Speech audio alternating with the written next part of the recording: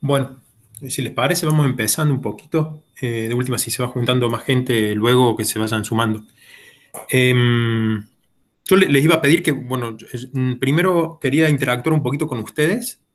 Hoy mi idea, más o menos del workshop que yo tengo en la cabeza, por lo menos, es contarles algo muy básico, de un poco de astrofísica y un poquito algunas cosas numéricas. em, para luego, digamos, ver un poquito, a lo mejor ya entre mañana y pasado, poder empezar a jugar con este código que se llama Swift, que básicamente lo van a tener que correr ustedes en sus computadoras. Entonces, a priori, no sé si somos como 20. Yo lo que iba a pedir, si alguien quiere hablar, que bueno, que levante la mano. Creo que ustedes ven ahí que tienen ahí una manito. Em, y, ¿qué te iba a decir? ¿Qué le iba a decir? Digamos, si alguien quiere usar el micrófono, y si no, yo les voy a pedir que también utilicemos el chat ahora un poco.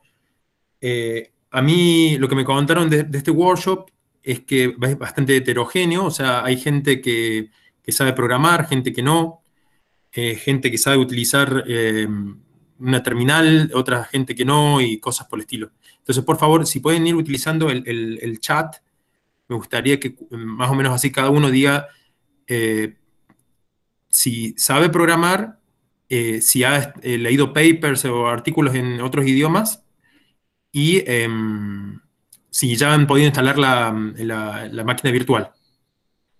O sea, que lo vayan escribiéndolo en el chat, así yo hago una especie de estadística más o menos rápida de cómo es el estado de las cosas. Em, bueno, después de eso, eh, bueno, sí, necesitaría saber un poquito de eso, que están, digamos, cómo es el estado, porque la idea, insisto, va a ser, después de que les cuente un par de cositas, bueno, obviamente preguntas. Yo no tengo problema en que me interrumpan todo el tiempo, voy a pedir solamente que utilicen la manito, y, y bueno, y podemos largar. Pueden escribir, ¿no es cierto?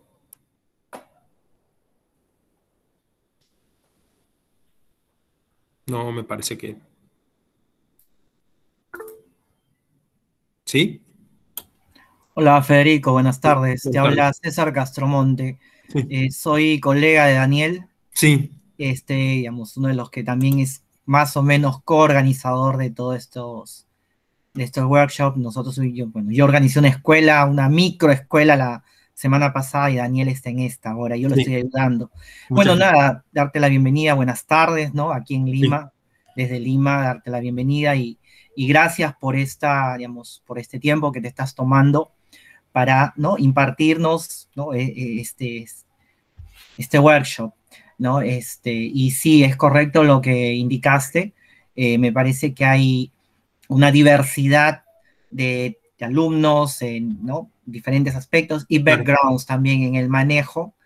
Y nada, ojalá pues los muchachos pues rompan un poco su timidez, ¿no? Y bueno, nada, como suele ser los trabajos, bueno, quizás todavía ellos no están, o no estamos, ¿no? La mayoría nunca ha estado en un workshop, o no está acostumbrado a este tipo de cosas, y creo que es algo nuevo también para Bueno, muchos de ellos.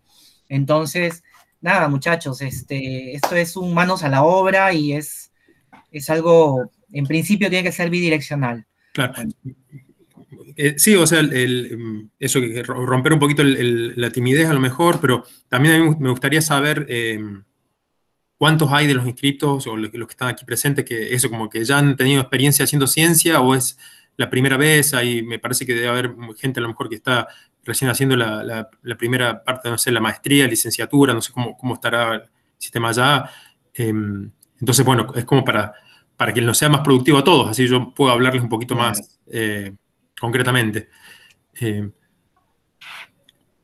si no, bueno, yo voy a empezar, o sea, insisto, cualquier cosa, levantan la manito y yo con eso veo.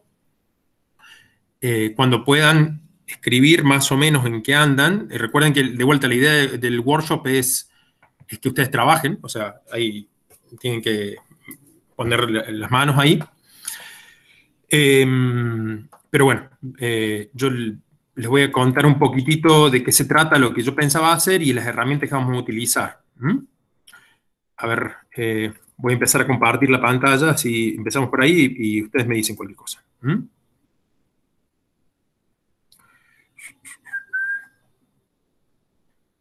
Creo que ustedes ahí están viendo mi pantalla.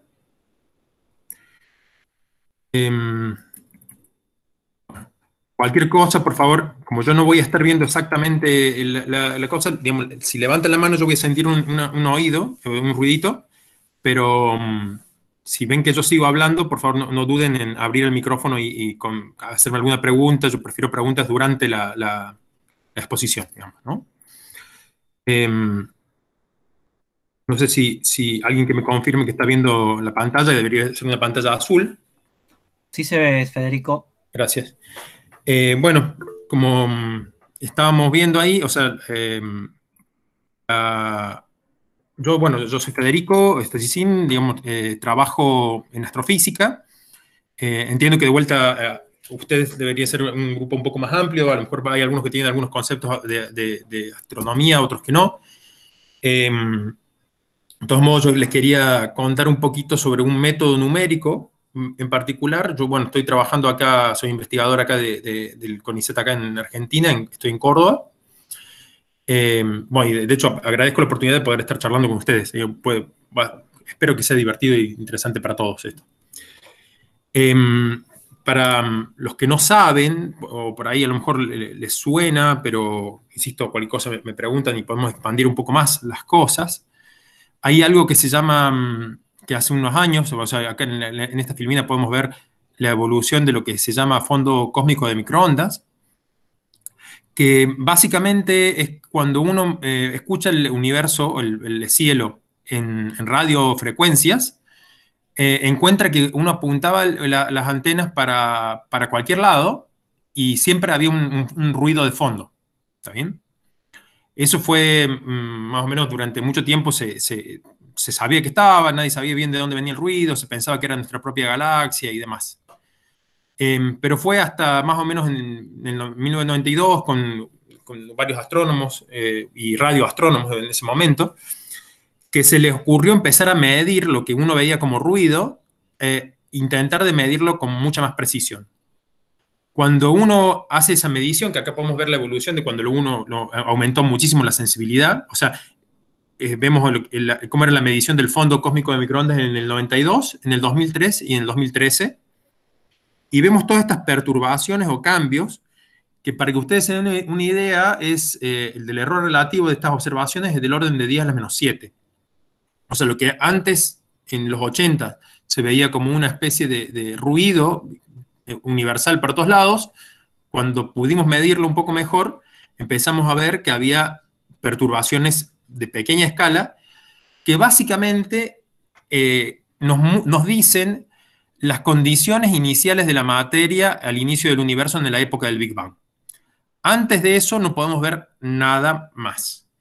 Entonces, esto de acá es es un logro muy grande, fíjense que es, bueno, relativamente novedoso, ¿no es cierto? Pero nos está diciendo cómo fueron las perturbaciones originales de algo de 10 a la menos 7, como les decía, relativamente entre ellas, a llegar a poder evolucionar toda esa materia en lo que vemos hoy en día, que son galaxias, estrellas, planetas, etc. ¿Está bien? Esto es una cantidad de información infinita casi, digamos, y a priori, de aquí, nosotros lo único que sabemos es que esto evoluciona con las leyes que nosotros conocemos acá en la Tierra y de las leyes que más o menos podemos ver en los laboratorios o haciendo estudios locales, y pretendemos explicar cómo podemos evolucionar de esto, que es lo más lejano que podemos ver en la historia del universo, a lo que podemos observar en otros lugares. Es una cantidad de información increíble, digamos. De todos modos, nosotros acá tenemos el mapa completo, ¿no es cierto? Ahora ya del 2013. Y de esa manera nosotros sabemos más o menos cómo son los parámetros cosmológicos de la evolución y expansión del universo, así como también de los materiales, de la masa que tiene el universo. ¿Está bien?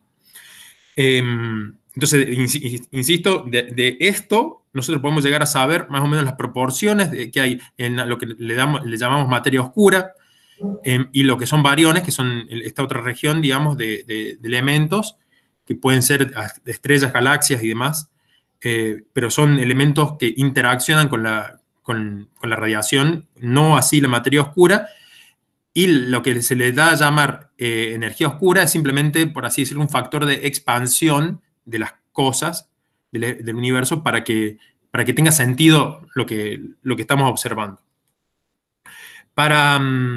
Bueno, uno de los primeros usos que tuvo, por ejemplo, la computación en paralelo en gran escala es justamente testear esto que le estoy contando. Para eso, por ejemplo, entonces lo que se hacen son simulaciones cosmológicas que se llaman, partiendo de las condiciones iniciales estas que uno saca acá de las perturbaciones estadísticas que hay en esta distribución del universo en gran escala, uno digamos, realiza lo que se le llama un box cosmológico, que no haya ninguna situación preferencial, o sea, una caja cosmológica que para todos lados simplemente va a tener las mismas distribuciones, diferencias estadísticas que lo que observamos, y cuando uno lo evoluciona en el tiempo puede dar muchas cosas, ¿no es cierto? Pero en particular, si uno utiliza, como le estábamos diciendo recién, no sé, el 72% de energía oscura, o utiliza materia oscura, o la relación entre los diferentes contenidos de materia en el universo, tiene resultados como el que le estoy mostrando aquí, que a lo mejor no sé si lo pueden apreciar, pero en lo que está en rojo es el resultado de una simulación de solamente gravedad, y lo que está en azul son catálogos de galaxias, observaciones completamente reales del universo. Obviamente que esto de acá es de vuelta después de mucho trabajo computacional que uno llega a estos resultados, y donde vemos que, por ejemplo, no sé, acá hay una estructura en el universo que se llamaba la Gran Pared, y bueno, aquí también se observan algo similares. O sea, hay mucho trabajo debajo de cómo construir estos catálogos ficticios, ¿no es cierto?, pero de galaxias, pero que nos ayudan a nosotros con, de vuelta, las leyes que nosotros conocemos, conocemos, me refiero aquí en la Tierra, ¿no? O sea, la ley de la gravedad o cosas por el estilo que podemos intentar de experimentar en un laboratorio. A través de las simulaciones podemos llevarlo a intentar de explicar las condiciones originales del universo y a dónde está la distribución actual de esa materia. ¿Está bien? Por otro lado, por ejemplo, algo que me atañe más a mí, yo trabajo más con magnetohidrodinámica. El universo también tiene muchísima información actualmente de contenido magnético. O sea, ya ahora no solamente estamos hablando de la gravedad, sino estamos hablando cómo ese gas evoluciona. Y en particular yo les quería mostrar, esto a mí me gusta mucho, pero esta acá es una galaxia espiral. O sea, podemos ver lo que está en rojo es la región de formación estelar, son estrellas, digamos, lo que está en blanco también es luz, digamos, son fotones. Vemos cómo hay una interacción, tenemos los brazos espirales, regiones donde no hay estrellas, y bueno, y lo que se le suele llamar un bulbo en el centro, con una cantidad de estrellas más grande. Por otro lado, vemos que hay regiones donde a lo mejor hay estrellas naciendo y vemos mucho polvo, que eso es lo marrón que estamos viendo en esta filmina, ¿no es cierto? Superimpuesto a esto, también gracias a la radioastronomía, lo que vemos son los ángulos de polarización de la luz que llegan, que nos están mostrando la dirección del campo magnético en estos lugares. Entonces ya no solamente estamos viendo la distribución de la materia como estrellas o como polvo, sino que nos damos cuenta que hay una estructura del campo magnético que, si bien es bastante más caótica que lo que nosotros vemos a simple vista con los espirales, vemos que más o menos sigue la orientación de los brazos espirales, cosa que no tendría por qué ser así. ¿Está bien?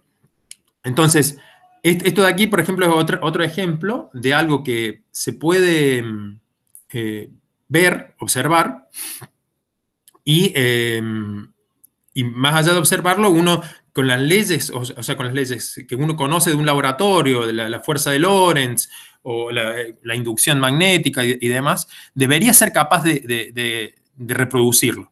Ahora, el problema es que nosotros hacer una galaxia es imposible, entonces siempre se utilizan simulaciones donde uno puede intentar de observarlo a eso.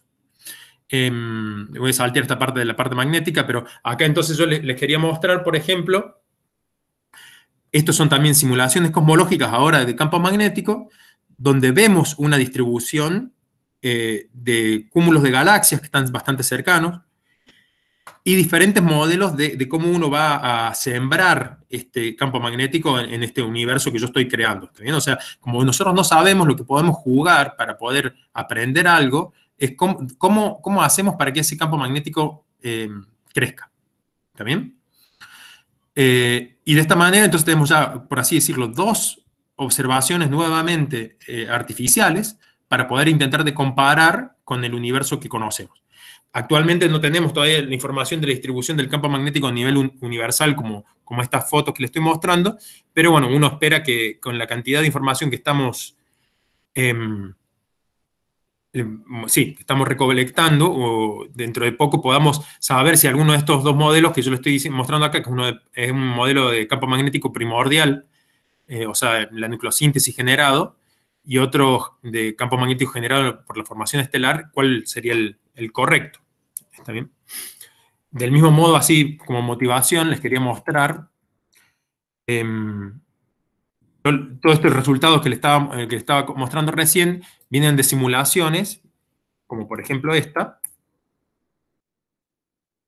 Acá, si vieron ahí al principio, lo que estamos mostrando es como densidad de materia. Fíjense cómo empezamos de algo que es prácticamente homogéneo, como les decía, con perturbaciones de 10 a la menos 7 o menor. La gravedad empieza a actuar y esas perturbaciones va haciendo que las cosas se vayan llevando una con respecto a la otra, se vayan acercando. En la astronomía se suele medir, aquí arriba yo estoy parando el video, ¿no es cierto? Pero se suele medir el corregimiento al rojo cosmológico hacia atrás en el tiempo, y cuando esto llegue a cero va a ser a la actualidad, ¿también? Porque cerca nuestro no hay corrimiento al rojo prácticamente. Entonces, ahí empezamos a ver un poco lo que yo les estaba mostrando en los catálogos de galaxias sintéticos, eso que mostrábamos hace un rato.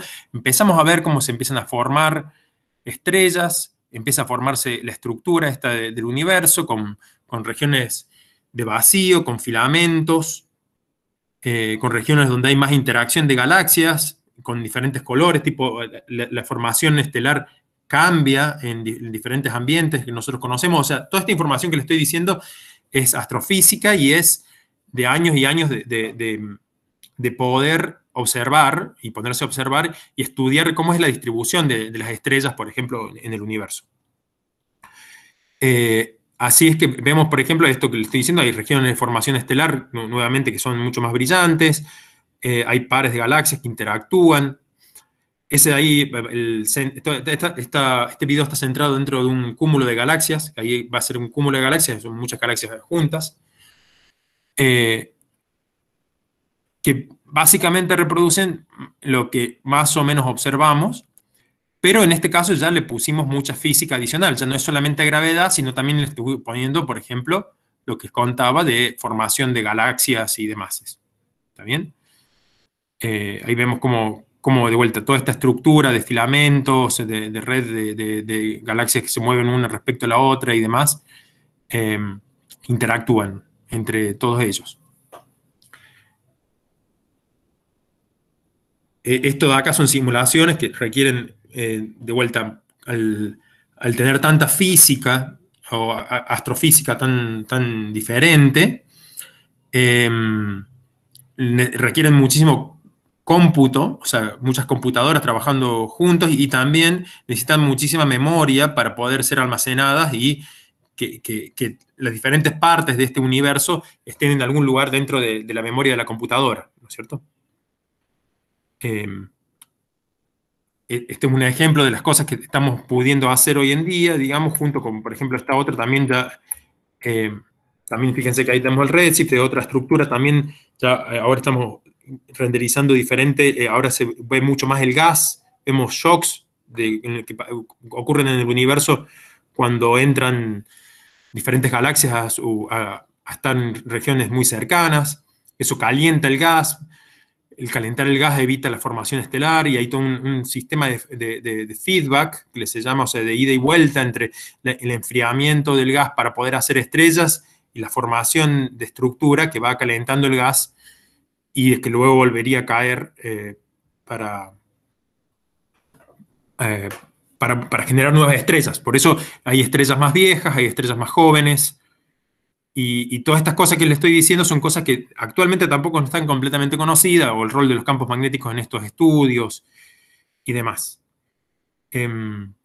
Para hacer estas simulaciones, nuevamente uno tiene que utilizar mucha memoria, utilizar muchas computadoras, lo que se llaman clústeres de computadoras, que son muchas computadoras trabajando en paralelo, y son ideales para ver justamente teorías de, como les digo, de cómo se enfría el gas, cómo se calienta, cómo se forman las estrellas. Uno puede ir probando, o sea, es un gran laboratorio donde va probando y va comparando con las observaciones para darse cuenta que de todo esto es lo más eficiente, lo que es real, por así decirlo. Es como actualmente en la astronomía, dado el universo que es infinito, lo más cercano a un laboratorio que tenemos, que es diferente a lo mejor con otras etapas, otras herramientas físicas, las computadoras son como los laboratorios virtuales que tenemos. ¿Está bien? Bueno, para esto entonces ya se habrán dado cuenta de la utilidad que necesitamos del cómputo para poder realizar cálculo. Y desarrollar nuestras teorías, porque uno puede tener varias teorías de cómo se forman las estrellas, pero si uno no las testea y va viendo los diferentes resultados para encontrar diferencias con las observaciones o explicar observaciones, es difícil, digamos, avanzar.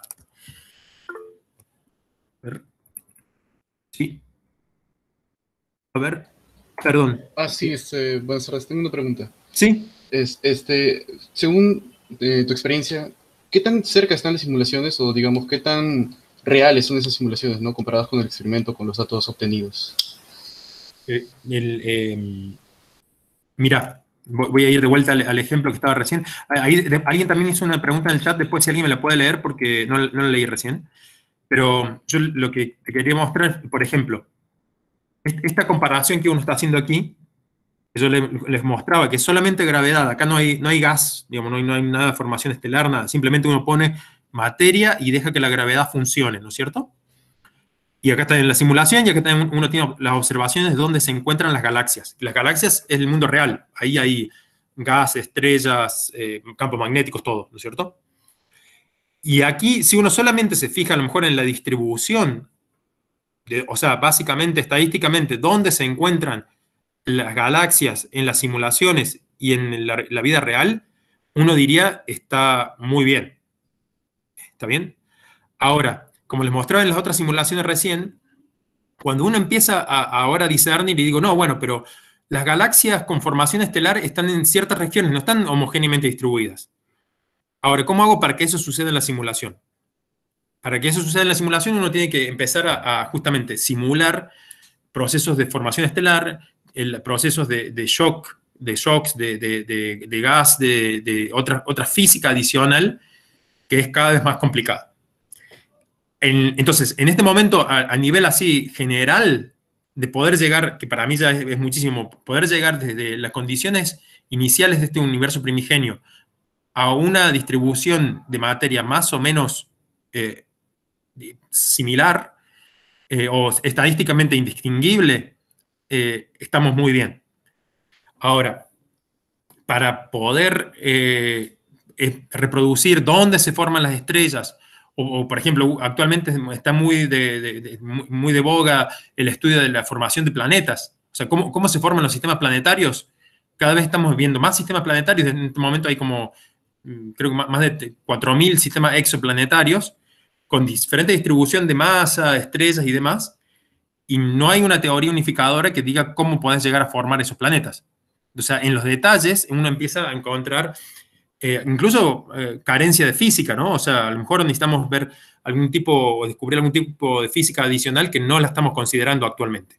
Entonces, en este momento, y lo otro que también, que a lo mejor iba por ese lado de tu pregunta, uno intenta de poner física adicional a las simulaciones, pero eso no implica que vaya a funcionar. O sea, hay errores numéricos que uno tiene que saber manejarlos o desarrollarlos, o capaz que necesita más resolución o demás. Entonces todavía estamos un poquito lejos y necesitamos más trabajo en ese sentido. Por eso existen códigos como los que vamos a trabajar en este workshop, digamos. Y la otra pregunta que habían hecho era... Perdón.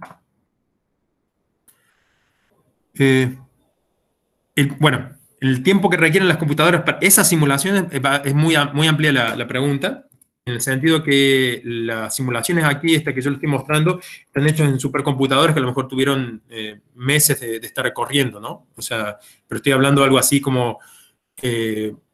sí, no, es muy amplia en el sentido que va a depender de cada una de las simulaciones. Ustedes van a poder trabajar en el curso a lo mejor haciendo una galaxia aislada con su computadora de escritorio, que no sé cuánto se demorará, pero después van a ver que estas simulaciones que tienen una física adicional y demás, utilizan miles de microprocesadores. O sea, su computadora en su casa capaz que tiene a lo sumo, no sé, me imagino 4, 8, capaz que 16 cores, que son los procesadores que tienen sus computadoras, y acá estamos hablando de miles, distribuidas en salas gigantes, ¿no?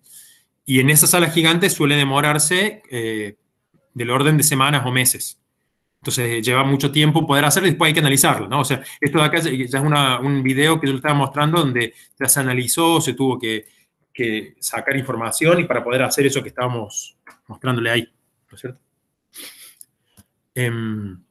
Pero bueno, uno puede justamente, no necesariamente, a lo mejor no necesita tanto detalle para ver algunos tipos de cosas, sino que puede trabajar con un poco menos de detalle y a lo mejor con menos computación, menos poder de cómputo, sacar ya algunos resultados interesantes. Bueno, entonces, lo que les quería comentar ahora, ya yendo más a la parte numérica, fíjense que hay unos pequeños detalles de las cosas que uno tiene que hacer, ¿no? No sé cuántos de ustedes saben programación o han estado en alguna materia numérica. Pero, por ejemplo, algo bastante simple, que sería como la ley de gravedad, el de la gravedad universal, o sea, Newton. Uno sabe que la fuerza tiene esta forma, va a ser la fuerza entre dos partículas o dos masas, una I y una J. La que sienten entre ellos va a ser proporcional a la constante de gravedad universal. Todo esto es sin relatividad, obviamente. El producto de las masas, la masa I y la masa J, la distancia entre ambas, esto acá nos va a dar, esto acá sería una especie de versor que la separa, dividido la distancia, el valor absoluto de ambos vectores de posición. ¿Está bien? Y sabemos que la fuerza que va a recibir una va a ser, va a ser entre ambos, bueno, la aceleración de una va a ser la fuerza igual a la masa por la aceleración de la otra. ¿Está bien? Eso es gravedad universal. A priori, entonces uno dice, bueno, hagamos un sistema de ecuaciones, pongo, como les decía, distribución de masa, o sea, uno va poniendo pequeñas particulitas o distribuye la masa de alguna forma que uno quiere respecto a eso que habíamos dicho que era primigenio, ¿no es cierto? Vas a ver que las posiciones, el sistema se convierte en un sistema de ecuación, bueno, si no lineal, pero acoplado, donde tenemos las posiciones con respecto al tiempo van a depender de la masa, de la velocidad, y la velocidad respecto al tiempo va a ser la aceleración. Eso a lo mejor lo pueden haber visto en física 1, en cinemática. Pero el problema es que la aceleración va a depender de las posiciones.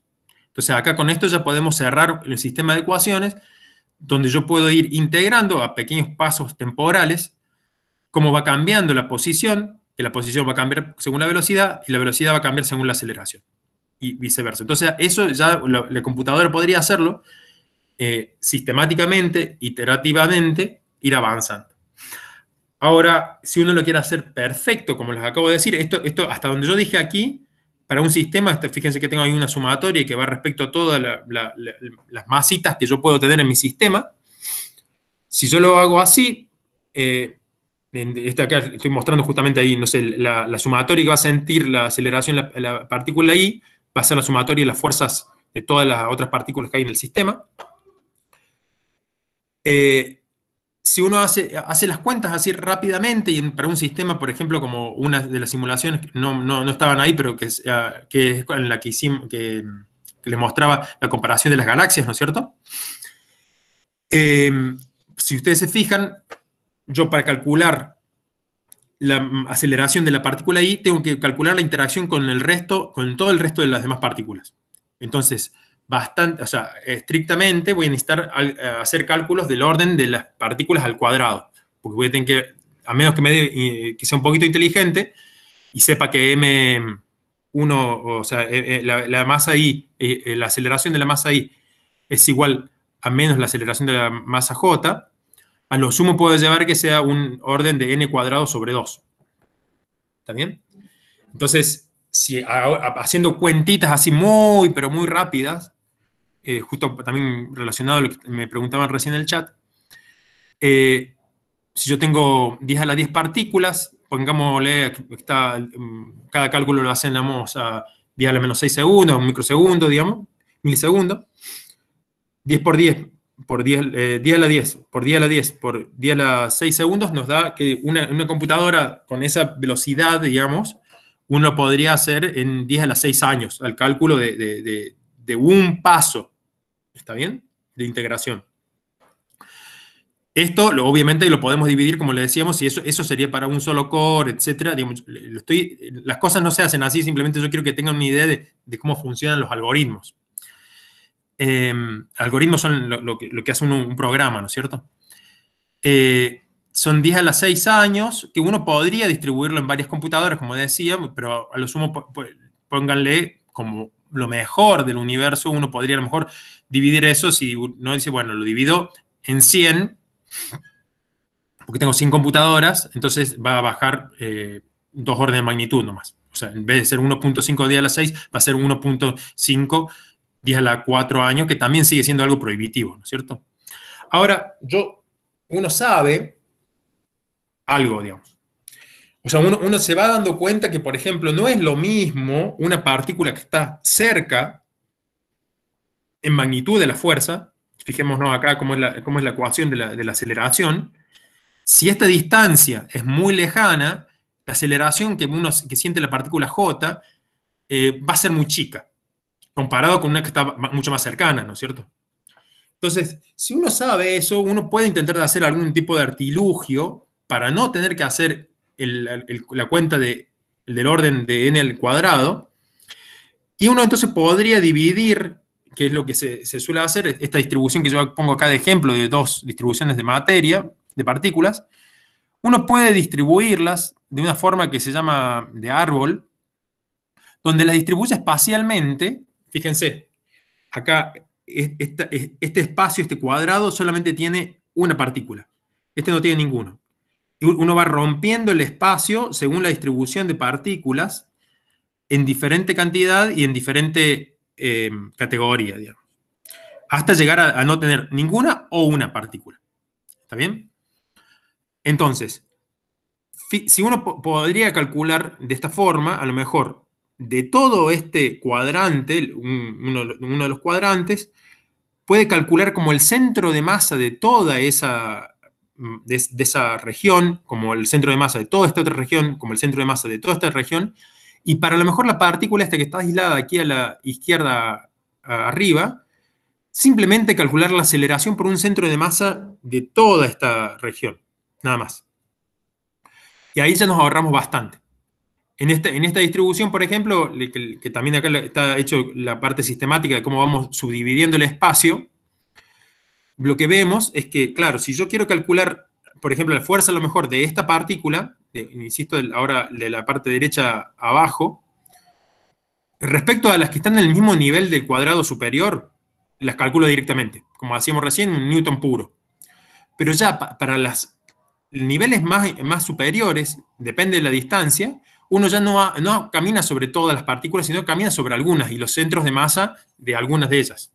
¿Está bien? Entonces, eso nos reduce mucho el tiempo de cómputo, porque ahora ya no vamos a hacer que va a ser algo que sea n cuadrado, sino llegamos a una velocidad de caminar esta información, o sea, esta estructura de árbol que armamos, que, insisto, también nos cuesta hacerlo, o sea, lo vamos a hacer de vez en cuando, pero no lo podemos hacer en cada iteración.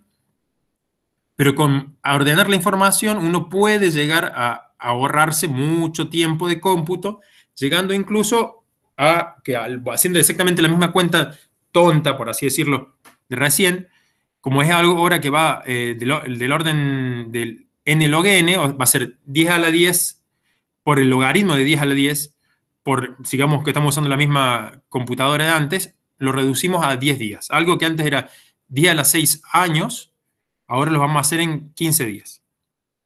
Que si encima lo distribuimos entre muchas computadoras, lo podemos a lo mejor tener en algo de menos de un día y sería, digamos, sería completamente asible para poder tener un resultado.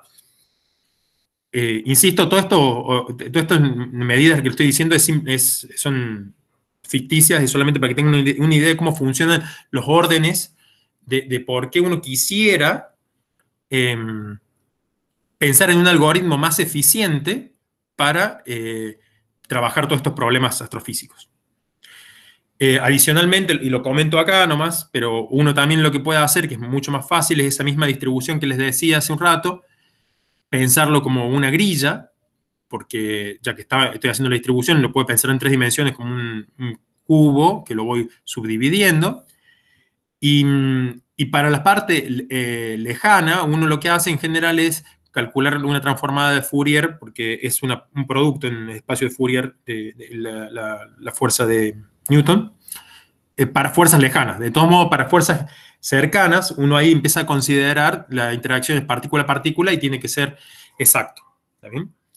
Esto lo vuelvo a decir en el sentido de que recién, no sé, cuando me preguntaban de la calidad de una simulación o cosas por el estilo, nosotros no estamos haciendo simulaciones exactas, tenemos que hacer aproximaciones, o sea, ya estamos haciendo una discretización de nuestro sistema, donde hay un cálculo de errores que no lo podemos dejar de lado. ¿Está bien? Pero bueno, de todos modos es algo con lo que tenemos que vivir, porque si no, no podríamos hacer los cálculos de la magnitud que estamos haciendo ahora. Estamos diciendo ahora. Sí. Hola, sí. Una consulta. Ese modelo que estabas presentando antes del último, ¿podrías poner un ratito? El de discretizar el espacio. Así. Ajá, exacto. ¿Eso mismo se puede usar, por ejemplo, para otros tipos de interacciones? Podría ser un poquito más específico. A priori sí, porque de hecho, digamos, se llama un modelo de organizar información. También se utiliza, por ejemplo, en data mining y otros tipos, o sea, para tweets, por ejemplo, para buscar información en tweet. Ya, no, es que lo preguntaba porque, por ejemplo, yo bueno, lo que hago, yo trabajo con partículas que interactúan por tipo interacción dipolar, pero yo trabajo con muchas partículas y a veces hacer cálculos de energía es muy, muy pesado. Y hace que el cálculo demore bastante tiempo, ¿no?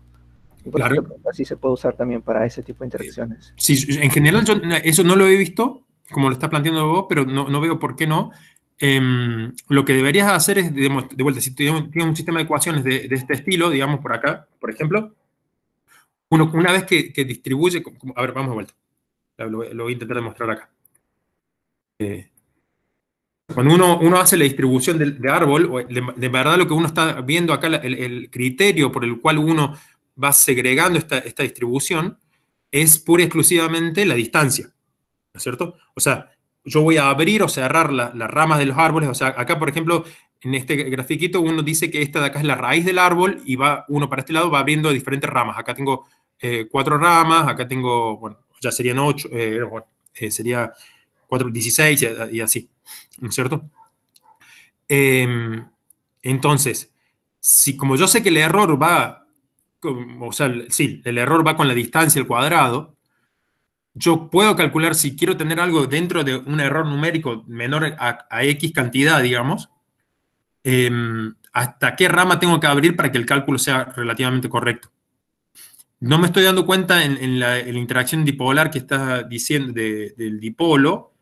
Me parece que también va con un R cuadrado. Sí, exacto, también con R. Claro, entonces tranquilamente, el único problema que no estoy seguro es cómo, porque acá es muy fácil en el sentido de que uno calcula el centro de masa del sistema en cada hoja, ¿no es cierto? Y entonces a la hora de calcular algo lejano simplemente utiliza el centro de masa de toda esa hoja. ¿Está bien? En el caso del dipolo, uno debería intentar de calcular como la fuerza general o suavizada de todas las partículas que estén adentro de una hoja. Y no estoy seguro que tan correcto sea eso. O lo digo mal. No, ok, claro, no entiendo. Sí, gracias. Porque acá es muy simple en el sentido que simplemente es una fuerza central, digamos, ¿no? El otro no me queda claro. Pero bueno, sería cuestión de sentarse y pensarlo. No sé. Pero bueno. Esto lo pongo de vuelta. Yo estoy haciendo una mini introducción de los problemitas. Después, si quieren, podemos expandir en algunos en particular más en detalle. Particularmente a mí me habían llamado para hablar un poquito de lo que es el SPH que le decimos, que es Smooth Particle Hydrodynamics. Y para introducirlo un poquito, que vamos a hacer el tipo de simulaciones que nosotros vamos a utilizar, y a lo mejor esto también sirve para lo que acaban de comentar. La idea del SPH, hasta ahora lo que estaba contando recién es, por así decirlo, uno de los ingredientes que yo necesito para hacer astronomía, que es la gravedad. Después de eso yo voy a poner gas, o los que le llamamos nosotros que son bariones, que van a tener una distribución que al principio es parecida a la materia oscura o a la gravedad, pero después se van a separar un poco.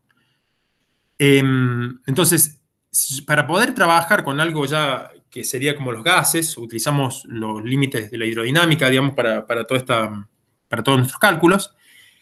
Y a priori uno lo que tiene es, por ejemplo, una distribución de materia, que acá yo lo estoy dibujando con esta distribución celeste, que uno va a suponer que es una distribución continua de materia. Esta distribución, que para mí puede ser analítica, va a ser exacta, porque yo digo, bueno, va a tener tal distribución. Cuando uno lo tiene que discretizar para trabajarlo en la computadora, recuerden también que las computadoras son máquinas de contar, digamos, no son exactas. Tiene como, se le puede dar como dos aproximaciones. Uno, lo que podría decir es, bueno, ya que tengo esta función respecto al eje X, me voy fijando en el eje X en diferentes lugarcitos equidistantes, a ver cuánto hay de la función en tal lugar. Entonces así la representación es la que tengo más o menos acá que hice con este recuadro, ¿no es cierto? O sea, yo esta función que es exacta, que es la celeste, la voy a dividir en lugares X espaciados, y luego yo lo que voy a ver es, de vuelta, con toda la física que yo conozco, voy a ver cómo interactúan uno con el de al lado, por ejemplo. ¿Está bien? Es como ver la interacción entre cada uno de estas celdas, que serían, en algún sentido, y entonces utilizar, no sé, las ecuaciones que ya conocemos nosotros de movimiento, plantearlas discretizadas para cuánto se mueve, lo mismo que te decíamos hace un rato, cuánto se mueve, por ejemplo, esta celda con respecto a esta otra, qué fuerza siente, si hay presión o no. ¿Está bien? Eso es una de las aproximaciones que hay para intentar de resolver un sistema físico cualquiera, ¿no? La otra aproximación es no dividir el espacio, sino elegir dónde uno va a poner una discretización de la función misma. Si por ejemplo, esta distribución que yo tengo acá celeste, le llamamos es una cantidad física, podría ser, bueno, yo lo estoy llamando A, ¿no? Pero para que tenga una idea puede ser densidad, temperatura, cualquier cuestión física que uno quiere, campo magnético, lo que sea. Uno puede decir, bueno, como le decía, va poniendo acá y dice, bueno, no sé, acá tengo, si esto es densidad, acá voy a tener 0,5 masas de algo. Acá voy a tener 1, acá voy a tener 4, porque estoy en el mismo espacio, ¿no es cierto? Entonces, por cada uno de volumen o lo que sea, voy a tener diferentes números de masa. La otra versión con la distribución de la densidad, por ejemplo, sería, no, yo voy a tener todo masa igual a 1 y voy a poner tantas partículas sean necesarias para que la densidad por centímetro cúbico, por volumen de la unidad que yo quiera, sean las necesarias. ¿Está bien? El dar vuelta, o sea, es elegir dónde uno va a poner las partículas para que la densidad sea representada por la curva azul, es lo que nosotros vamos a llamar una prescripción lagrangiana del asunto, digamos, de nuestro problema. Que básicamente eso es lo que hace el SPH. En particular, entonces, vamos de vuelta a lo que mostrábamos recién. Acá otro ejemplito también bastante simple, pero hagamos de cuenta que tengo esta distribución de material, como las partículas estas que estoy diciendo aquí. Una approach para ver cómo se van a mover o cómo van a sentir las fuerzas hidrodinámicas sería decir, bueno, esta acá voy a tener, si esto acá es 1 por 1, bueno, voy a tener 2 por 1 cuadrado. Acá voy a tener 2 por 1 cuadrado y esto lo dividimos más o menos. Acá voy a tener 1 por 1 cuadrado, etc. Y ahí tengo una distribución de cómo vienen las propiedades de densidad, materia o alguna otra velocidad o lo que sea. La otra prescripción sería, como les acabo de contar, es ir pensando en cada una de estas distribuciones.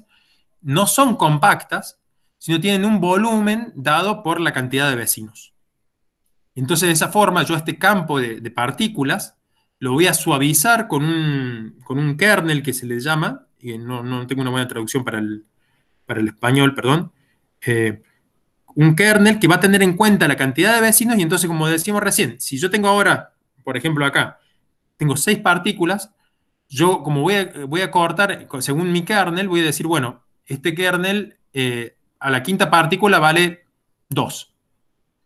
¿Está bien? Entonces, ese 2 va a equivaler al volumen en el cual entran 5 partículas. Acá también tengo 5 partículas, pero como hay menor densidad, fíjense que el radio es mayor. Entonces, el volumen que representa esta partícula es 5. Es más grande. ¿Está bien? Es la forma de representación del volumen, que uno viene dado por el espacio y cuánto hay adentro, y la otra es contar a qué radio hay X cantidad, la discretización de la masa que yo les decía hace un rato. O sea, vos decís quiero tener una partícula, bueno, acá eso es más de una. De hecho, suele ser del orden de decenas. Lo bueno de este tipo de representación es que si uno utiliza un kernel compacto, no sé si se acuerdan de métodos numéricos o no sé dónde lo ven ustedes, a lo mejor, uno tiene diferentes tipos de kernels que lo que hacen, lo que uno intenta utilizar son kernels con algún tipo de definición que, dado un volumen, en general, no sé, un volumen infinito, la integral te va a dar 1 cuando integramos el kernel. Entonces, por ahí no modifica la función original. Entonces, de ahí nosotros podemos definir ecuaciones como las de acá abajo. ¿Está bien? Esto de acá es completamente analítico, o sea, una función en el espacio R va a ser igual a la integral en todo el volumen, en particular de la delta, por ejemplo, de una delta de Dirac, en este caso, de la función en todo el volumen. ¿Está bien? En el punto R, integré sobre todo R' con una delta y me va a dar el valor de la función en ese punto.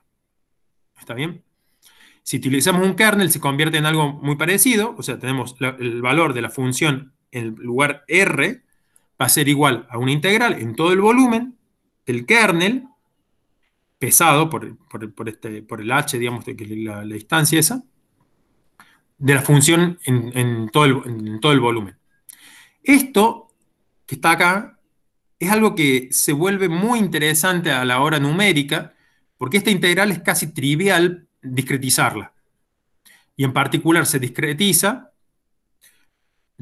como está acá abajo, está bien, como yo les decía, fíjense, si uno pone, por ejemplo, la densidad en un punto que sea igual a la sumatoria de las masas, que son nuestra discretización en este espacio, ¿no es cierto?, por este kernel, y eso es nuestra función de densidad, con esta sumatoria yo ya puedo calcular la densidad de una partícula B, y entonces esto lo puedo hacer en una iteración, puedo calcular una densidad que me ayuda a calcular el valor de una función de estas discretizaciones en una posición R. esta es la base del Smooth Particle Hydrodynamics. La parte de smooth viene del inglés, de suavizado. Particle es por lo que le estoy diciendo, de que uno entonces ya ahora va a escribir las ecuaciones parados en estas partículas, que de vuelta no tienen que tenerlo en cuenta como partículas al estilo físico, sino que es la particularización de la discretización de nuestra materia. Y la hidrodynamics es la hidrodinámica, que ahora vamos a ver cómo sigue el asunto. Pero entonces, si f es una función que nosotros tenemos, yo puedo discretizarla muy simplemente para la representación esta voy a necesitar la masa por partícula, la densidad calculada antes con el mismo kernel y el valor puntual en cada una de esas partículas, que sería el FB. Entonces fíjense que acá ya tengo 3 numeritos que los puedo calcular discretizadamente. Cuando yo sigo haciendo cuentas, lo divertido de esto es que cuando yo quiero ahora hacer derivadas que podrían ser los gradientes que voy a necesitar para calcular presiones, para calcular todas las ecuaciones que yo necesito, una disipación, cuando uno ahora aplica los operadores de estos gradientes sobre las funciones que yo acabo de definir de esta manera, todo esto se traslada a que de repente solamente estoy calculando derivadas de un kernel conocido. Esta función de kernel es una función conocida. Acá le estoy dando diferentes tipos de kernel. ¿Está bien?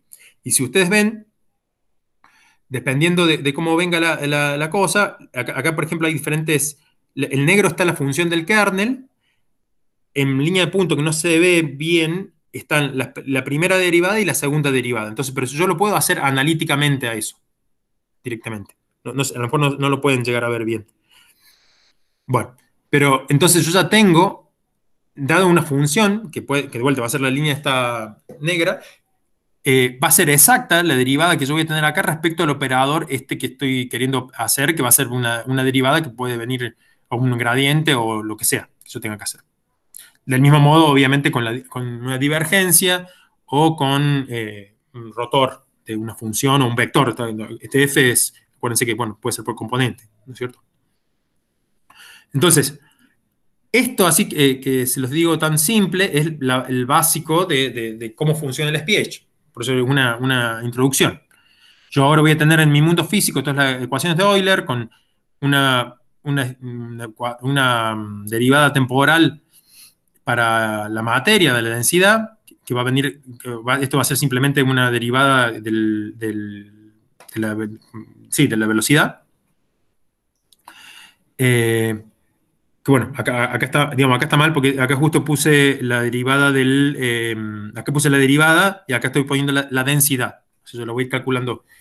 Porque yo ya ahora no voy a calcular la derivada de la densidad, sino que voy a ver cómo se mueven mis partículas, mi discretización, y según eso voy a ir calculando la densidad en cada momento. ¿Está bien?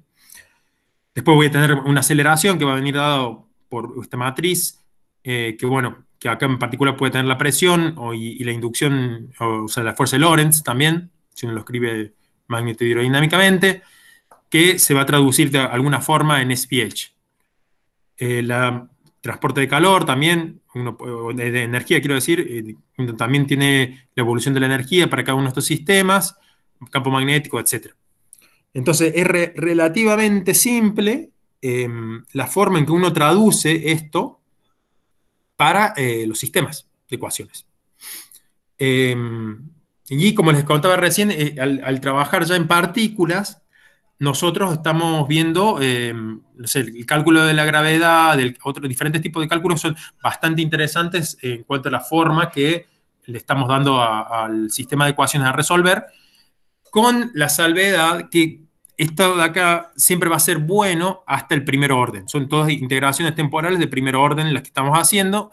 Entonces, cuando tengamos cosas muy complicadas, a lo mejor como veíamos hace un rato, shocks, o algún otro tipo de inestabilidades, va a haber muchas cuestiones numéricas que vamos a tener que tener cuidado para poder evolucionar nuestro sistema. Sí, también es trivialmente escalable y demás. De todos modos, yo ahora lo que les quería contar, y volviendo un poco también a la pregunta que me hicieron hace un rato, es justamente algunos de los problemas que tiene el SPH. Acá yo estoy mostrando unos cuantos tests que se han hecho. A la izquierda tenemos, las condiciones iniciales son muy similares. Tenemos 3 códigos de grilla acá abajo, que son los códigos de grilla, son esos que yo les decía que son eulerianos, digamos, donde yo discretizo el espacio, no el material, y 2 códigos SPH. Esto es básicamente se llama blob test, es la caída de una, o sea, esta bolita roja está metiéndose en un ambiente, esto es frío y esto está caliente, lo azul está caliente y bueno, y se va a desarmar, se debería desarmar.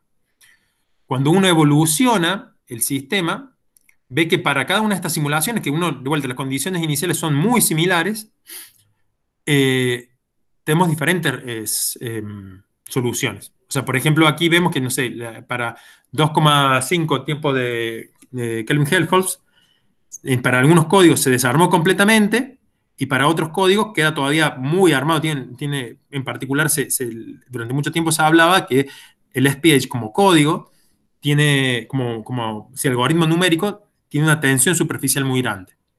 Lo mismo si uno quiere hacer algún tipo de interacciones al estilo, justamente, Kelvin-Helmholtz, o sea, esto acá son 2 fluidos, el azul y el rojo, que van en direcciones opuestas, se genera una inestabilidad ahí en la superficie y se generan esto que nosotros lo solemos ver muchas veces en las nubes, ¿no es cierto?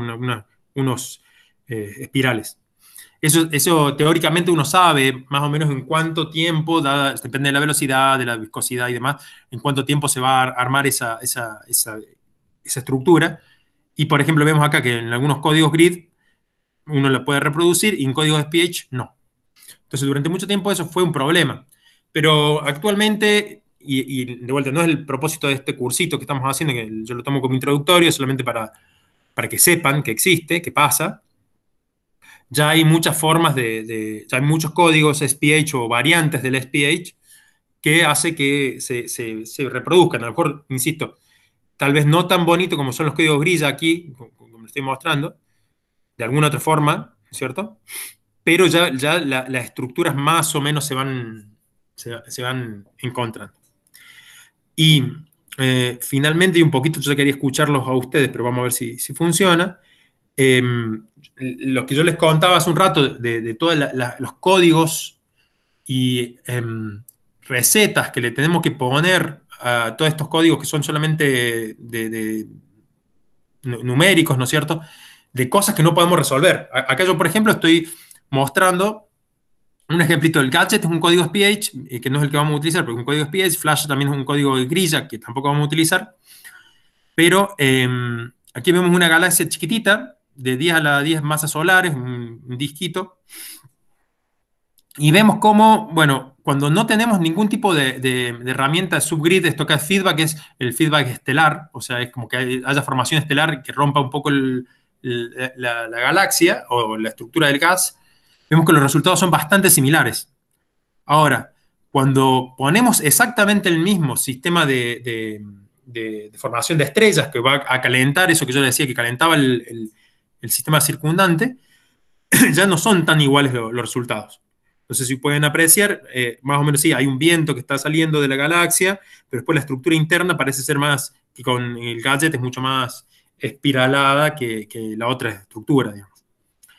Y si nos vamos a galaxias de mayor tamaño, digamos, ahí también empezamos a encontrar muchas más diferencias.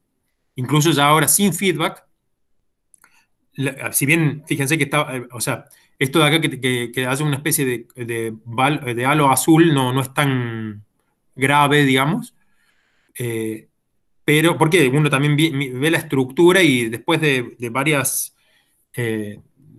órbitas, incluso, digamos, tiempo casi de la edad del universo, vemos que la estructura de filamento es bastante parecida en el caso de no feedback.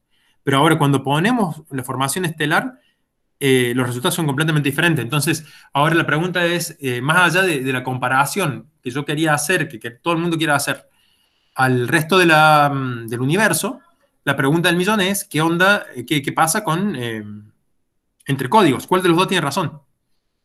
Y por eso es que es necesario hacer muchos tests y ver eso, ver más o menos qué resultados hay de comparación entre diferentes códigos para poder comparar también con resultados analíticos y demás, porque los sistemas son tan no lineales que no sabemos exactamente cuál es la solución correcta. ¿Está bien? Bueno, yo quería más o menos hice esta pequeña introducción rápida. No sé si alguno tiene alguna duda de lo que estuve presentando. Fue muy rápido. No sé cuánto, insisto que yo no sé bien a quién le estoy hablando. No sé si hay gente que, que esto ya lo vio, que lo va a ver, que vieron, cuántos hicieron alguna materia de hidrodinámica. No, si a mí me gustaría saber eso para ver cómo hacemos después ahora, porque la idea va a ser que ustedes en la máquina virtual que tienen, ya mañana yo creo que vamos a intentar de correr algunas cositas juntos, yo lo voy a correr en mi computadora, ustedes empiezan con su computadora y vamos a planificar un par de ejercicios para hacer. Pero, por ejemplo, eso, yo necesito saber si ustedes más o menos entendieron, si quieren que veamos algo en particular. Si no, bueno, mañana supongo que haremos algún par de tests, pero para eso de vuelta, todos deberían estar con las máquinas virtuales funcionando. Bueno, en mi caso yo no conozco mucho, ¿no?, sobre hidrodinámica, pero me ha parecido bastante interesante toda la presentación, la parte numérica, ¿no? Todo, digamos, el acercamiento, las complicaciones. Eso me pareció bastante interesante. Y creo que podría entenderse, o al menos yo podría entender mejor al momento de resolver las simulaciones, ¿no? Tratándose de solventar las dudas que salgan, ¿no?, al momento de simular. Ok, pero por ejemplo, tú ya instalaste la máquina virtual, eso está todo en orden, ¿sabes manejar una terminal? Ah, sí, justo yo tenía mi sistema Linux y también instalé la máquina virtual. Perfecto. Ahí está, todo está corriendo. Bueno, bueno, no sé si no hay nadie, no sé. Yo lo que pensaba pasarles a ustedes es un poco ahora también bibliografía al respecto. Por eso también preguntaba en qué nivel estaban, si saben, si más o menos manejan inglés y demás, porque lo que acabo de hacer es una introducción muy básica, pero no tengo idea de numéricamente qué nivel queremos. Entonces a lo mejor podemos ir viendo con la gente que me vaya, digamos, como hizo César, digamos, que me va comentando cosas, podemos ir orientando un poco más a lo que les sea más útil a cada uno, ¿no? Por lo pronto, mañana yo lo que pensaba era eso.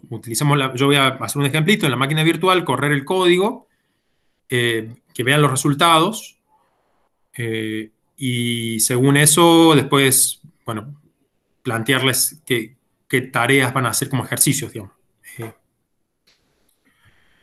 Hola, buenas tardes, ¿no? ¿Si Sí, me escucha? sí.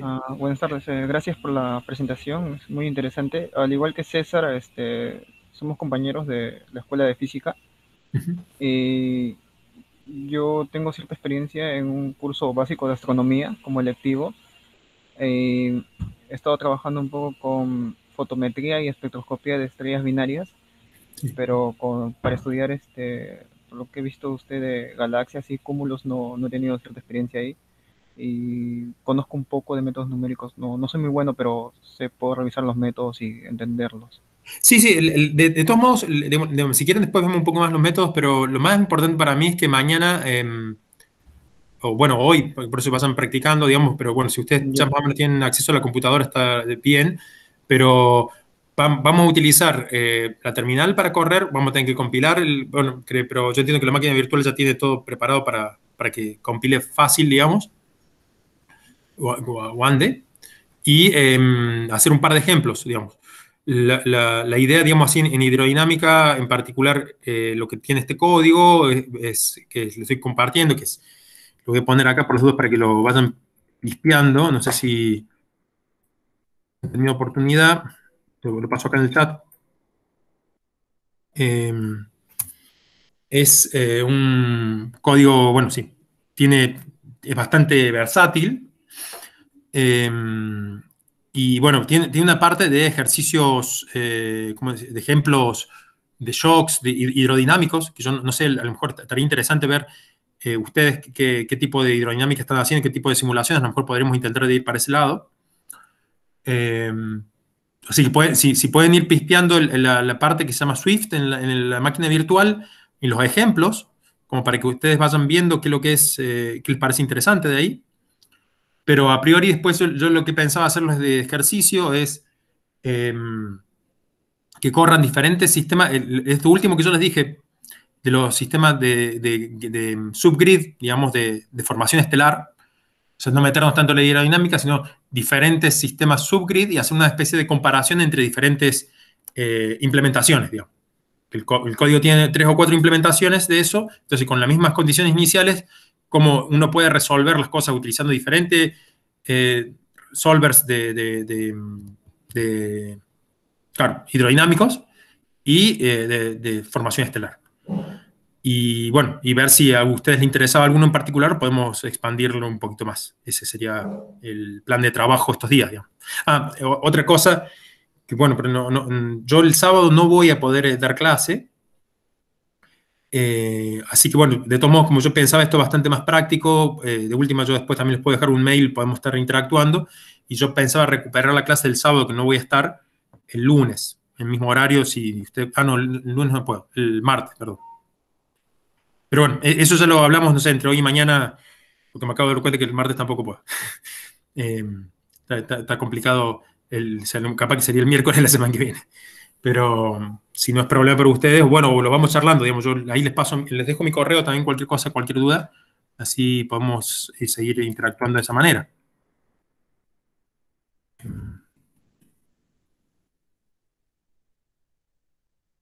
Sí, yo tengo una duda, que tal vez escapa un poco, digamos, a la presentación, que justo estaba revisando el código, la implementación, y mi duda era, por ejemplo, ¿hay alguna razón en específico, digamos, que el código esté escrito en C++, o solamente fue por facilidad o por un consenso entre los desarrolladores? No, sí, no, pero sí. O sea, en particular, este código, los códigos estos se le llaman de HPC, sería High Performance Computing, que uno necesita, como les decía, correr en muchas computadoras. Para eso uno necesita librerías muy particulares para que las computadoras se hablen entre ellas, como el MPI, que es una interfaz de pasar mensajes, que se llama Message Passer Interface, que permite entonces como que varias computadoras se hablen entre ellas y pueden compartir los datos de la memoria. Actualmente, las computadoras que nosotros tenemos, como les decía, estamos acostumbrados a que tengan a lo mejor varios núcleos, muchos cores, pero lo importante es que esas computadoras comparten la memoria, ¿no es cierto? O sea, uno tiene a lo mejor 16 gigas, 8 gigas, 4 gigas en su computadora y tiene 4 núcleos que están trabajando y todos pueden hablar y acceder a esa memoria. Ahora, cuando uno va a hacerlo a otra computadora, o sea, hagan de cuenta 2 laptops que uno las comunica por red, por internet o lo que sea, uno necesita que el programa de los dos lados esté como esperando información y pueda compartir diciendo, bueno, vos también sos programa, no sé, Swift, Gadget o el programa que sea, necesito tal pedazo de memoria, listo, tal, te lo paso, vos pasame tal otro, se comuniquen así. Bueno, para ese tipo de trabajos, usualmente, digamos, y también que no tengan mucho lo que se le llama sobrecarga al sistema, se utilizan lenguajes de relativamente bajo nivel. O sea, relativamente bajo nivel me refiero a C, Fortran o C++ en este caso. La idea que sea C++ en este caso, ahí sí va un poquito por lo que vos decías, es un poco de los desarrolladores, fue de elección de los desarrolladores, pero más que nada teniendo en cuenta que si se entran en la página de Swift, van a ver que hay mucha gente trabajando, son son trabajos colaborativos del orden de 30 personas o más. ¿Está bien? Y para hacer como se dice, el llevadero, el desarrollo del programa en sí, uno tiene que tener ciertas, digamos, sí, calidades de trabajo. Me refiero a como que para el desarrollo del proyecto en sí se utilizan muchas herramientas en las que a lo mejor lenguajes como, no sé, C puro, digamos, pueden complicar un poquito las cosas. Entonces es más bien una elección del desarrollo futuro, digamos, del programa en sí. Si quieren, después les puedo comentar un poquito más. La otra ventaja que tiene este código respecto a otros es que utiliza algo que le llaman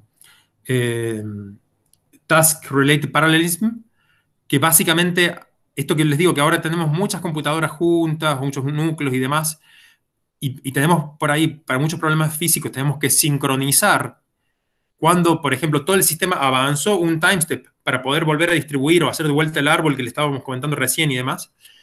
Hay muchas veces que se da en sistemas muy complejos, grandes, que a lo mejor hay 2 o 3 computadoras que están trabajando completamente, mientras hay otras que están esperando.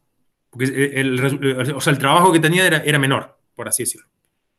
Entonces hay mucho tiempo muerto por ese tipo de momentos de desbalance en trabajo, ¿no es cierto?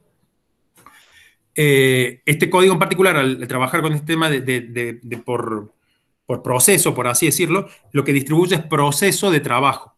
Y entonces es bastante eficiente en ese sentido.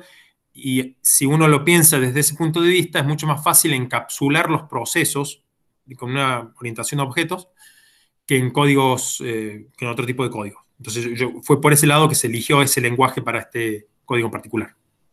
¿Está bien? Después hay otros códigos, hay otros lenguajes de programación, o sea, y por ejemplo, ahora para hacer ploteo y demás, para ver los gráficos de los resultados que vamos a ver en el curso, en general vamos a usar Python. Espero que a lo mejor tengan cierta experiencia, si no la van a ver ahora. Bueno, o sea, mi idea con el workshop es de vuelta es que se ensucien las manos y empiecen a jugar con correr el código. Van a ver que es bastante simple, hay muchos scripts, hay gráficos y bueno, y a ver que editar archivos y modificar cosas. Esa sería la idea. Y bueno, y lo que iba es que muchos de esos lenguajes que son muy cómodos para a lo mejor hacer un gráfico o para algo por el estilo, analizar una simulación, son muy pesados a la hora de realizar una simulación de por sí. En general, cuando uno quiere hacer eso, tiene que hacer algo compilado ya, incluso, digamos, con una interfaz con Python, pero compilado en sí. ¿No es cierto?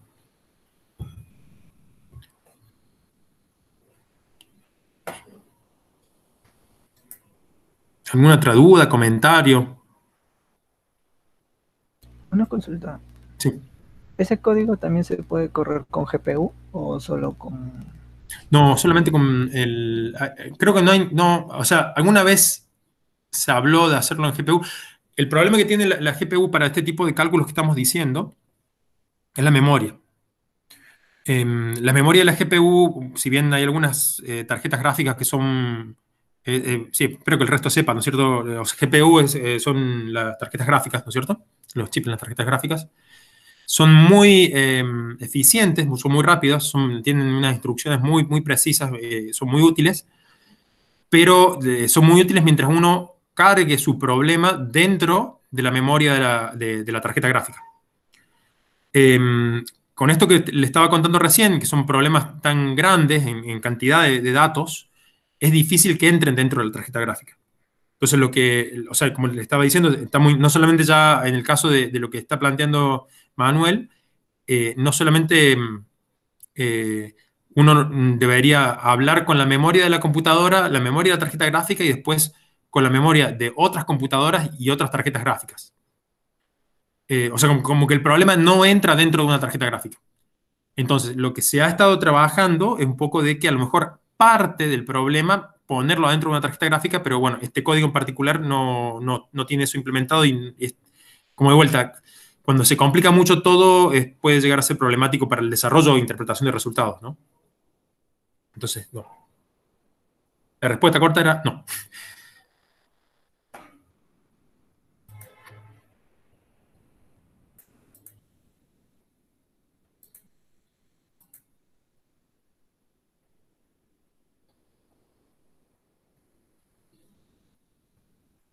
Bueno, yo entonces yo le voy a pasar a Daniel después una bibliografía para que tengan, o si quieren se las paso ahora acá por el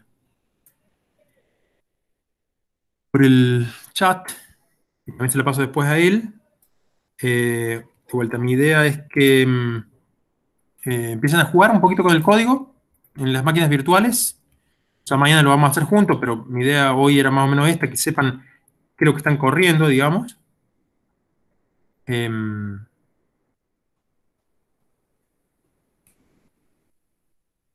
pero no, me parece que es más interesante que, sobre todo de vuelta, dada la diversidad de gente que tenemos,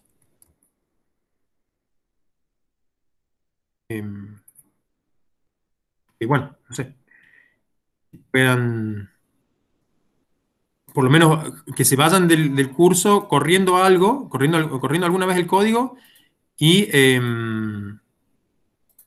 y si tienen dudas, o sea, particularmente ahí, como le digo, ahí le estoy pasando bibliografía bastante vieja, pero bueno, es la base de todo lo actual, digamos. Bueno, no duden en contactarnos, lo podemos charlar o podemos charlarlo mañana o cuando quieran, digamos. O lo mismo, si quieren algo de astrofísica también. Pero bueno.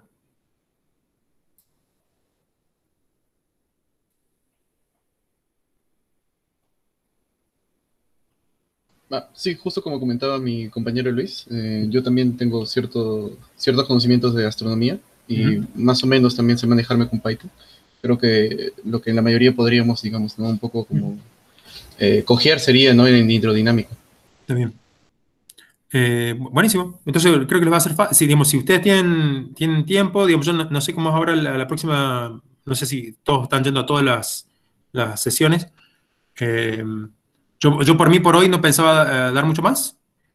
Eh, sí, el Swift lo vamos a usar de la máquina virtual, básicamente. Ahí hay una sola cosita que a lo mejor les pido que lo chequeen, si de la máquina virtual tienen internet. Yo entiendo que se conecta todo bien, pero bueno, no, si uno lo ejecuta de la máquina virtual no debería instalar nada. Manuel, ¿sí? En mi caso, yo quería instalarlo en mi computadora, tengo un Sí. sistema Linux, pero ya descargué el repositorio del GitHub, Ujú. pero ¿es difícil propiamente la instalación? No, ¿O no? no, Porque no. yo leí el install, el Swift install, pero hay algunos pasos que no entendí. Y, ¿Querés bueno, consultarlas? Digamos, yo, digamos, estoy acá para eso. Lo que ah, pasa sí. bueno, es que ahorita no tengo mi laptop acá conmigo, yo estoy en otra computadora, Ok. pero cualquier cosa le puedo enviar un correo. Sí, sí, sí, no hay problema.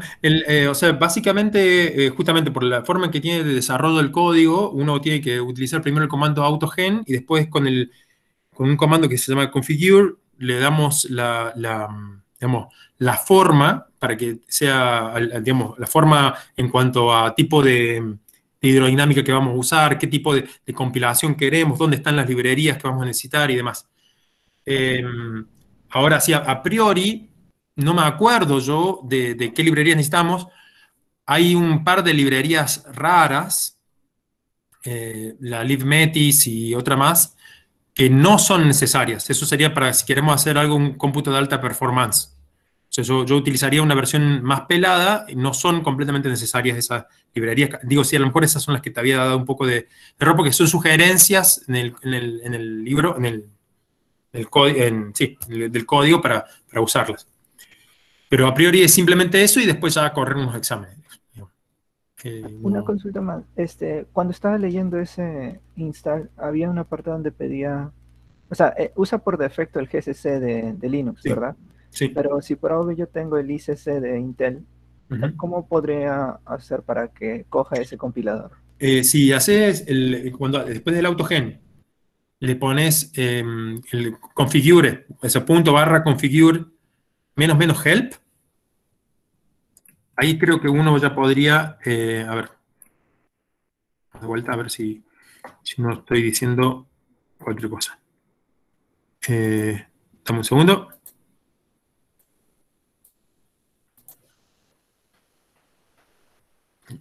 ¿Están viendo mi pantalla? Sí, supongo. Sí. Sí, sí se ve. Bueno, pero esperen un segundo que necesito esto de acá. Fíjense, si yo hago, acá por ejemplo tengo, bueno, esta es mi versión del Swift, porque yo también lo estoy desarrollando. Entonces, primero yo hice un punto barra autogen, va a demorar un ratito. El AutoGen lo que hace es configurar según el sistema y las librerías que hay en el sistema, el configure. ¿Está bien? El sistema me refiero ahora al Swift. Digamos, el configure va a ser básicamente el sistema que va a hacer respecto a la instalación local de cada uno en su máquina. Pero después si yo hago entonces menos menos help, fíjense que acá están, claro, acá hay variables de entorno que te dice dónde está el compilador que vamos a utilizar. Acá, estos son los comandos. Si ustedes ven lo que yo les decía hace un rato, acá podemos utilizar diferentes tipos de kernel. Estos son los kernels que están eh, instalados, digamos, que tiene el sistema. La hidrodinámica que vamos a utilizar, el solvedor de hidrodinámica que tenemos. Yo en particular quería que juguemos con el Gadget 2 y el Spherix. Pero bueno, pero yendo a lo que vos estabas diciendo hace un rato, hay, hay una parte que es la del compilador. O sea, hay una opción, o sea, ven que hay muchas, muchas opciones, ¿no? Pero hay que buscar la parte donde diga qué compilador usar.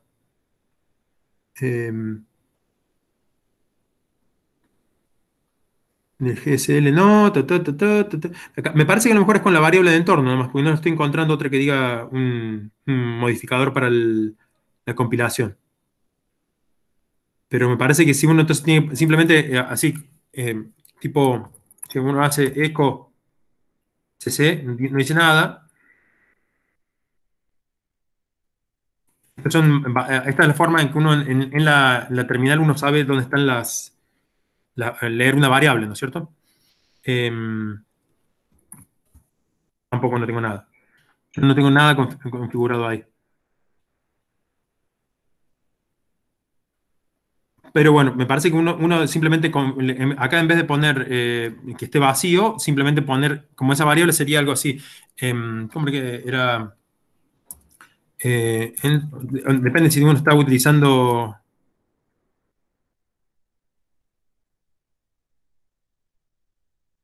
bash o qué terminal utiliza, uno define la variable esa. Tipo alias gcc. Sí.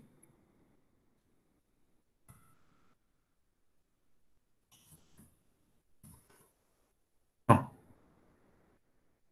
¿Alguien se acuerda cómo era? ¿Era en Vim? No. Ah, export creo que es. Export, sí.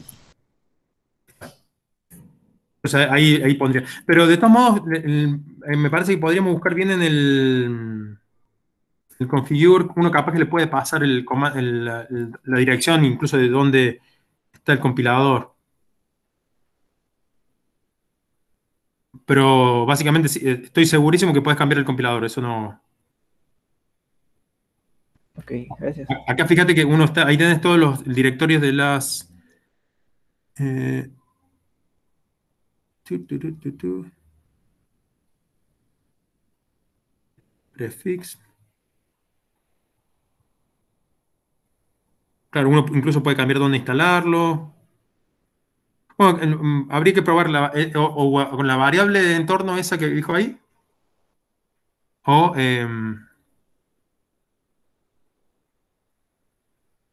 sí, o bueno, otra.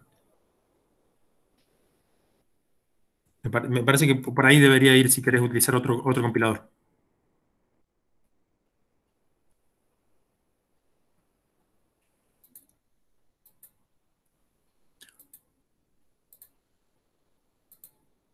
Pero sí, definitivamente a mí yo les recomiendo, si alguno tiene Linux, que se lo baje ahí del sitio web que mandé, del repositorio, y bueno, y que lo compile.